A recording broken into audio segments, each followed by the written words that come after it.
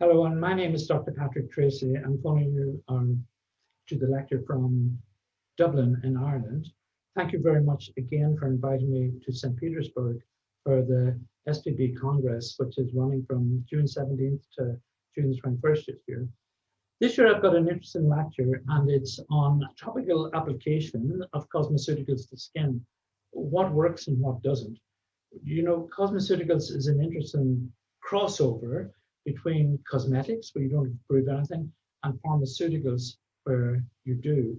So cosmeceuticals normally have got active processes that cross from the epidermis often into the dermis, and they have to play some role that's proven scientifically.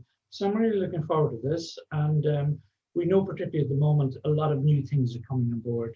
We know the microbiome within the gut, but now we know there's a microbiome within the skin also. I mean, we have trillions of bacterial cells, much more than we have human cells growing on the skin.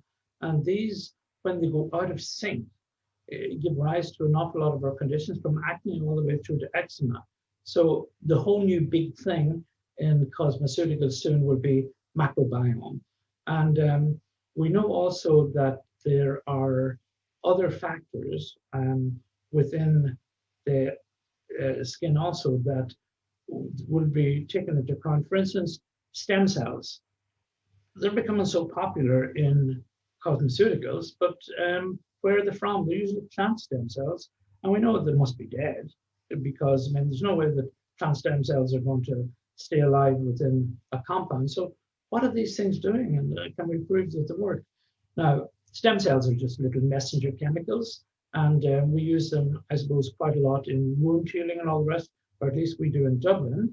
We take them from red deer, and they have a process. So they're different than growth factors, which are proteins, which are big molecules. Stem cells are just small little things.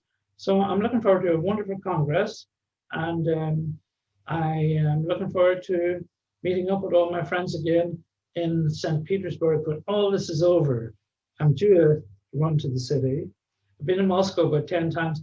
I was in Moscow, believe it or not, when the Soviet Union changed over to Russia in that December 1991. I was on my way to Kenya, and what I decided to do was stay over in Russia. So I was there for 3 weeks, and I was supposed to be a doctor in bringing a group of people from Mombasa to Cape Town. And I stayed over. They were really mad at me, but I'm glad that I enjoyed that experience. You're probably too young to remember it, but you know, when the shops, there's no food within them and all the queues and everything. So I lived with a Russian family during that period. So it's always a special place in my heart. And thank you very much indeed.